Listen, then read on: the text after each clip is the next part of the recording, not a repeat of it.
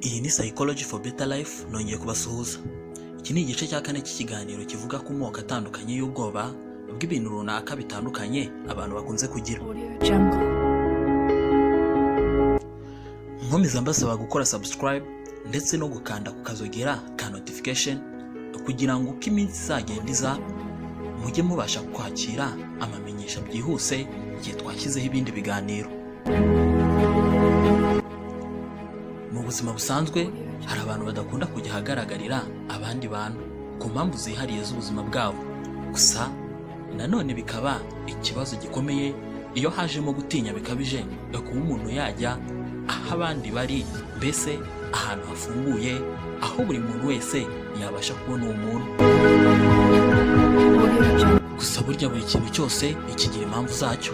Ni nayo impamvu y'iki kiganiro cya none ari ukurebera hamwe impamvu zihishe inyuma y'icyo kibazo cyo kugira impagarara ndetse n'ubwoba bwo kujya ahantu hari abantu benshi, mbese ahantu hafunguye buri umwe wese yaba ari. Uyu munsi tugiye kurebera hamwe ubundi bwoko bw'ubwoba buzwi nka Agoraphobia. Ni ubwoba bwo gutinya ahantu hafunguye. Mbese ahantu hafunguriye ikintu runaka umuntu ashobora gukeka ko cyamumerera nabi, cyangwa se gutinya ikintu umuntu akeka ko icyamuteza ubwoba n'impagarara bikaba byamugiraho ibibazo bikomeye. Mu ndimi z'amahanga ni ubwoba bushingiye kuri panic attack, fear of panic attack. Ibi byose turabyumva neza mu kanya. Ingendo muhire Jean Claude nk'ibisanzwe, bahaye ikaze. Agoraphobia ikunze gufatwa nk'aho mbere na mbere ari ubwoba bwo gutinya kuva mu rugo. Gusa si byo neza, ahubwo igisobanuro cya nyacyo cy'indwara ndetse n'imyitwarire yihariye ishobora kwerekana ko umuntu afite ubu bwoba nibyo tugiye kurebera hamwe. Ubundi Agoraphobia ni ubwoba. Gusa bishobora kumvikana ko ukuvuga ko Agoraphobia ari ubwoba ari ntacyo byatanga. Ariko nanone burya kumva neza ko Agoraphobia ari ubwoko bwihariye bw'ubwoba bituma byoroha cyane kumva neza ibimenyetso biranga iyi ndwara ya Agoraphobia. Nk'uko twabibonye haruguru, kumva ko Agoraphobia ari ubwoba bwo gutinya kuva mu rugo ntago bihagije kuba byasobanura neza icyo indwara ya Agoraphobia ari cyo. Ahubwo Agoraphobia ni ubwoba bwo gutinya ahantu umuntu yaba ari, gusa kuhava cyangwa se guhunga bitewe n'ikibazo runaka bikaba byagorana, ndetse abona ko bitanashoboka, cyangwa se umuntu agatinya ahantu runaka abona ko byagorana kubona ubufasha mu gihe aketse ko hashobora kuboneka icyamuteza ubwoba bukomeye cyane, cyangwa se bizwi nka panic attack mu ndimi z'amahanga. Mbere yuko dukomeza ibi by'ubwoba, ubundi ubwoba cyangwa se phobia ni ugutinya byimazeyo ndetse bikomeye ikintu runaka cyangwa se ibikorwa runaka, nyamara ubusanzwe ibyo bintu nta ngorane byateza umuntu, gusa bigateza ndetse bikazamura ubwoba buhambaye, kwihunza ndetse no kugendera kure ibyo bintu cyangwa se ibyo bikorwa.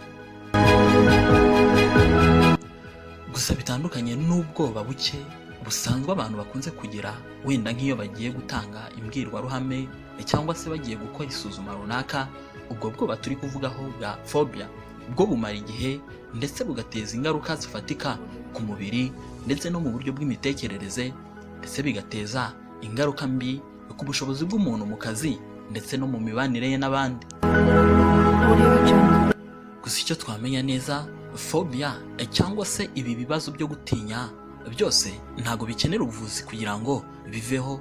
Ariko mu gihe icyo kibazo cyo kugira ubwoba kiri kwangiza imibereho y'ubuzima bwa buri munsi bwa muntu, ni ngombwa kugana inzobere mu by'imitekerereze n'ubuzima bwo mu mutwe bakagufasha, kuko uburyo bwinshi bwakoreshwa burahari, ndetse bukaba bwakuraho ikibazo cyo gutinya ndetse kikavaho burundu. Ubundi phobia cyangwa se kugira ubwoba bigabanyijemo ibice bibiri. Hari ubwoba bwihariye cyangwa se icyo twakwita specific phobia.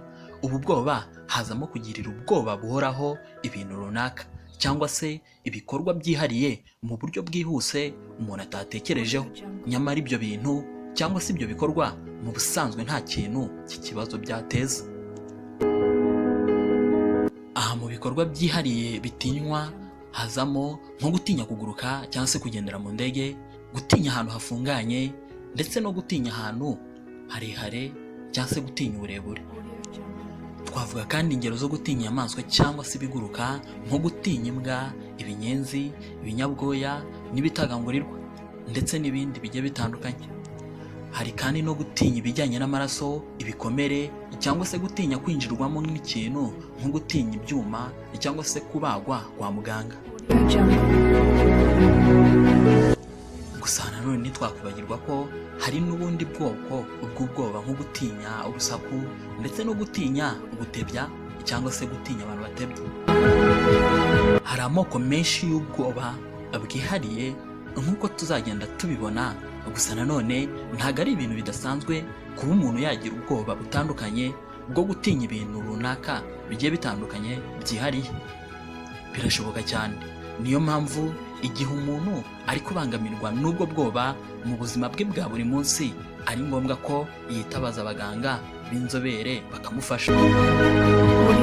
Ubundi bwoko bw'ubwoba cyangwa se ikindi gice cy'ubwoba kizamo ubundi bwoko bugiye butandukanye bw'ubwoba bwihariye ni social phobia. Ibi bitandukanye no kuba umuntu ari wa muntu udakunda kuvuga, ahora yiturije cyangwa se ibyo twakwita shyness.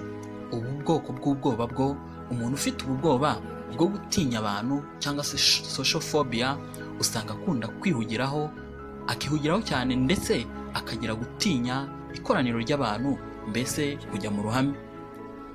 Impamvu z'ubu bwoba zishingiye ko umuntu aba atinya gutabwa cyangwa se kurekwa n'abandi, cyangwa se atinya kunenwa ndetse yanga no kuba yabangamira abandi. Agoraphobia rero cyangwa se gutinya ahantu hafunguye ni ubwoba bwo gutinya ikintu runaka umuntu akeka ko cyamugirira nabi ubundi akakigendera kure. Ahangaha twavuga nko gutinya kugendera mu modoka za rusange, gutinya ahantu hafunguye cyangwa se hafunze hatari ubwinyagamburiro. Ibindi twavuga nko gutinya kujya ku murongo hamwe n'abandi, gutinya kujya ahantu mu kivunge cy'abantu benshi, cyangwa se ugasanga umuntu afite ubwoba bwo gutinya kuba yaba ari hanze yo mu rugo wenyine. Ubu bwoba rero twavuga ko buterwa no gutinya ko nta buryo bworoshye bwaboneka aho hantu bwo gutabarwa cyangwa se gufashwa kuhava igihe wenda byavamo ikibazo gikomeye umuntu yahagiriye ubwoba bwamurenze. Abantu benshi bakunze kugira iyi ndwara ya agoraphobia nyuma yo kuba baragize rimwe cyangwa kenshi indwara izwi nka panic attack. Iyi ni indwara yo gutinya bikabije ndetse no guhangayikishwa nuko bashobora kumva ko barwaye, bikabatera kumva bafite ubwoba bwo gufatwa n'ubundi burwayi, yewe ndetse bakirinda agace byabereyemo. Ku bantu bamwe na bamwe agoraphobia ishobora kubakomerera cyane, bikaba byatuma bigorana kuba bava mu rugo, bakajya bumva bakwigumira mu rugo. Ni nayo mpamvu iyi ndwara bakunze kwiyita ko ari ukugira ubwoba bwo gutinya kuva mu rugo cyangwa se gutinya ahantu hari abantu benshi. Aha rero agoraphobia itangira gahoro gahoro ari ubwoba busanzwe, gusa bikarangira ivuyemo indwara ikomeye kurushaho. Umuntu uyifite agatangira gutinya kuba yava mu rugo, gusa biba byatewe na panic attack, mbese umuntu akazengerezwa n'ubwoba buri aho gusa bitewe n'ibyo umuntu yishyizemo kuruta kuba umuntu ari mu ruhame ahari abantu benshi. Aha twavuga rero ko iyo ariyo mpamvu yihariye iri inyuma y'ubu bwoba. Mu bimenyetso byihariye biranga iyi ndwara ya agoraphobia harimo kugaragaza imyitwarire yo kwihunza ibintu. Ahangaha ufite ikibazo akunze kwihunza ndetse no kwiheza ku mirimo runaka mu rwego rwo gushyira imbaraga mu kujya kure ibikorwa runaka, ahabona byagorana kubona ubufasha igihe umuntu agize panic cyangwa se bwa bwoba bukabije bwo kwikekaho ikibazo runaka. Mu gutinya rero guterwa ubwoba bukabije n'ikintu runaka bigenda bituma bigeraho umuntu atangira kwishyira mu kato akaguma mu rugo. Ikindi kiranga umuntu ufite iyi ndwara ni ugufata ibintu byose byirindwa nk'aho byose ari kimwe. Mbese ufite iyi ndwara akumva ko byose yabyirengagiza cyangwa se akabigendera kure. Aha ni nko kuvuga ngo nta suka nta mujyojyo, byose ni kimwe. Umuntu rero ufite agoraphobia ari ahahurira abantu benshi, ari imbwirwaruhame, ari imodoka za rusange, ari ugutwara imodoka cyangwa se guhaha, byose bifata kimwe nk'ibyamukururira ibibazo. Gusa ibi byose bihurizwa hamwe nk'ikimenyetso cyihariye cy'iyi ndwara, ari cyo kugira ubwoba bw'ahantu hafunguye aho ariho hose. Bidatinze rero n'ubundi bwoba bw'ibindi bintu bugenda buza. Ikindi kimenyetso cya gatatu kiranga umuntu ufite indwara ya agoraphobia ni ukugira ibyumviro byo gutinya kongera kugarukwaho n'ubundi burwayi cyangwa se kumva ko agiye kongera kurwara. Aha ufite indwara agira ubwoba bwo kumva ko ashobora kurwara panic attack cyangwa se indwara yo gutinya ko ashobora kugarukwaho n'indwara runaka akeka. Gusa n'ubundi nyuma y'uko ibi biba birangira biteye wari ufite iyi ndwara ya agoraphobia kugira ikibazo cya panic attack. Uko iminsi ishira, ikintu runaka cyangwa se igikorwa gishobora gutera umurwayi kubihuza n'isoko y'indwara runaka ariyo panic, bikarangira iteje ubwoba bukomeye cyane. Mu bimenyetso bifatika cyangwa se ibyo twakwita physical symptoms, umuntu wabangamiwe no kuba ari ahantu byagorana kubona ubufasha cyangwa se kuhava, kuba yava mu rugo wenyine, ndetse no kudakoresha imodoka rusange, ari byo twise agoraphobia. Harimo kubabara mu nda, kubira ibyunzwe byinshi, gutinya guta umurongo cyangwa se ibyo twakwita control, kumva ko ari wenyine atishimye ndetse nta marangamutima agaragaza, gutitira ndetse no guhumeka gake gake. Ibi byose ni bimwe mu biranga umuntu ufite agoraphobia, mbese igihe ageze mu kibazo cyangwa se igihe hari aho hantu atinya. None ni gute umuntu yakwiyitaho agahangana n'iki kibazo kikaba cyanavaho burundu?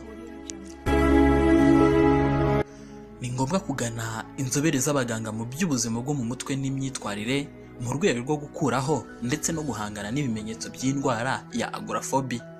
Uburyo butandukanye bwihariye muri ubu buvuzi burakoreshwa, ndetse byaba na ngombwa ko imiti yiyambazwa abaganga babugenewe barayiguha kugira ngo ibimenyetso bikurweho ndetse indwara iveho burundu. Si ibyo gusa kandi, ahubwo hari n'ubundi buryo bwihariye bworoheye buri wese umuntu ufite indwara ya agoraphobia yakoresha kugira ngo ahangane n'ibimenyetso bitandukanye by'indwara. Muri byo harimo nko gukora imyitozo yo gutuza itandukanye ndetse no kwegera abantu bagufasha, kuko ibi bifasha umuntu kumera neza, umuntu ntazahazwe n'ibimenyetso by'indwara. Ndimo ngana ku musozo. Iyi ndwara yo gutinya kugira ubwoba bukabije bitewe n'ikintu runaka cyangwa se ibyo twise panic attack ituma umuntu atangira kumva ko hari ibyo yagendera kure ndetse ntagire icyo akora, harimo nko guhagarika akazi, ingendo, ndetse yewe agatangira no kumva ko atava mu rugo. Rero iyi ndwara ya agoraphobia itavuwe hakiri kare biteza ibibazo bikomeye, aho umuntu atangira kwishyira mu kato ndetse no kwigunga. Gusa icyiza ni uko ubuvuzi butandukanye buhari ndetse kandi buratangwa. Ni ngombwa rero kugana abaganga hakiri kare igihe wumva hari ibidasanzwe kuri wowe. Nansoreje, ntibibagirwe gukora subscribe kugira ngo ibyo tuzabagezaho ubutaha muzabibone mu ba mbere. Nari Muhire Jean Claude, naho utaha.